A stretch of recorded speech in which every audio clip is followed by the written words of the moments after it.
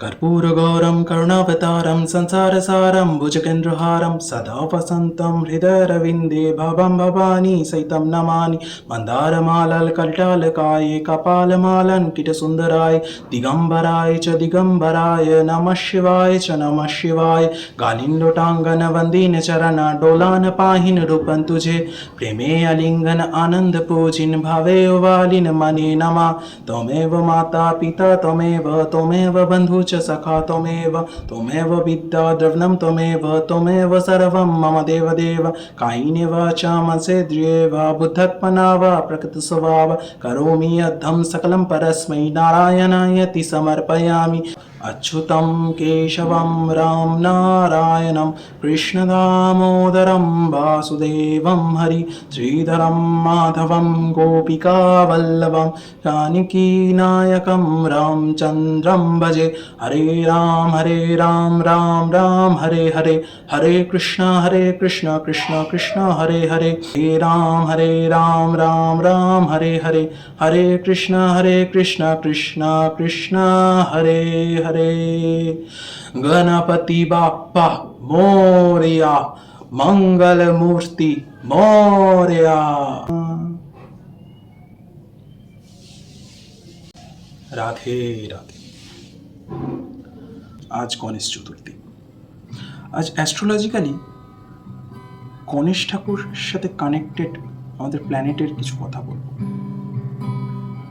গণেশ ঠাকুরের সাথে কানেক্ট করা হয় আমাদের ছায়া গ্রহ কেতুকে ব্যালেন্স করতে কেতুর রেমেডি হিসেবে গণেশ পুজো করার কথা বলা হয়। কিন্তু সেটা কেন? কেতুর সাথে গণেশের কানেকশনটা কি? সব প্ল্যানেটের মধ্যে ছায়া প্ল্যানেট দুটো রাহু আর কেতু। সেই কেতুর নিজস্ব কোনো মাথা নেই। ঠিক সেমভাবে স্বয়ং মহাদেব তার পুত্র গণেশের মাথা কেটে নিয়েছিলেন। তার পরিবর্তে এক হাতির মাথা স্থাপন করা হয়েছিল।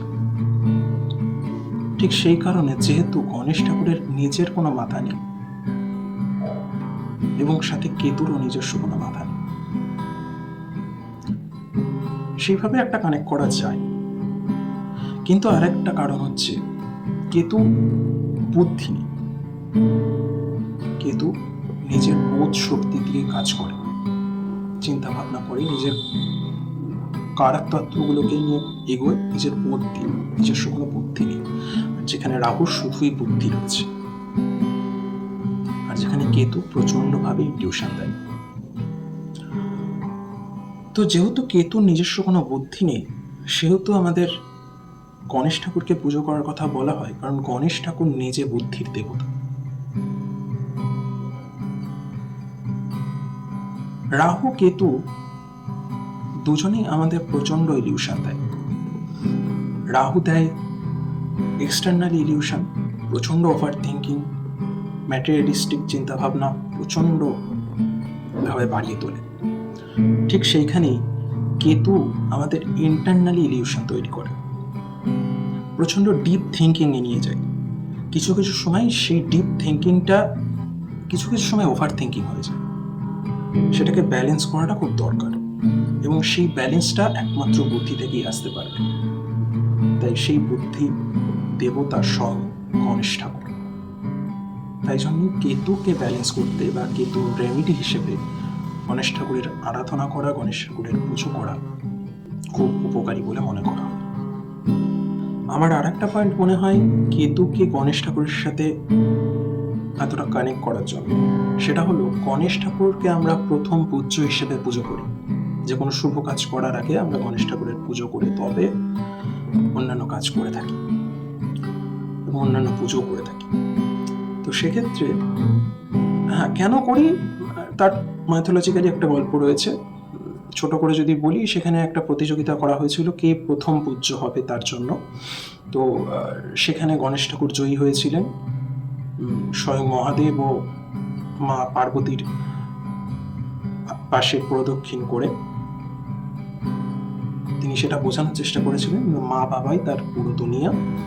সেটা করে তার বুদ্ধির জোরে সে প্রমাণ করে সে প্রথম পূজ্য হওয়ার যোগ্য, এবং তারপর থেকেই আমরা তাকে প্রথম পূজ্য হিসেবে পুজো করি। ঠিক সেভাবেই ছায়া প্ল্যানেট হওয়া সত্ত্বেও কেতুকে আমাদের দশা সিস্টেমের প্রথম প্ল্যানেট হিসেবে ধরি। কেতুতেই শুরু, কেতুতেই শেষ হয় এই দশা। তার একটা কারণ হচ্ছে কেতু একমাত্র প্ল্যানেট যে আমাদের সব থেকে বেশি ডিটাচমেন্ট দেয়, যে আমাদের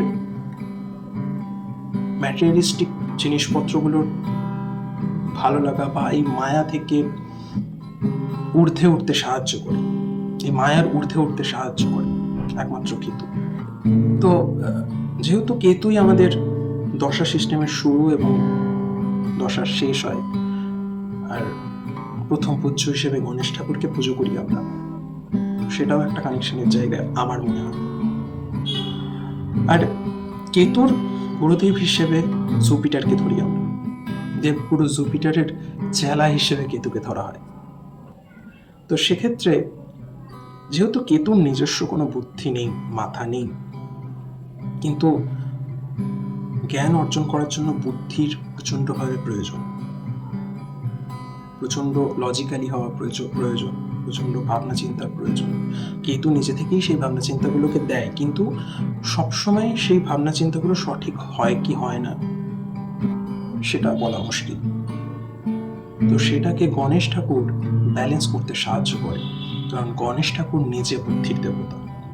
তার সাথে পুরাণ মতে আমাদের এই কলিযুগে যখন ভগবান শ্রীবিষ্ণু আবার কল্কি রূপে অবতার নেবে, সেই সময় দেবকেতু নামে এক ভগবানের আসার কথা লেখা আছে।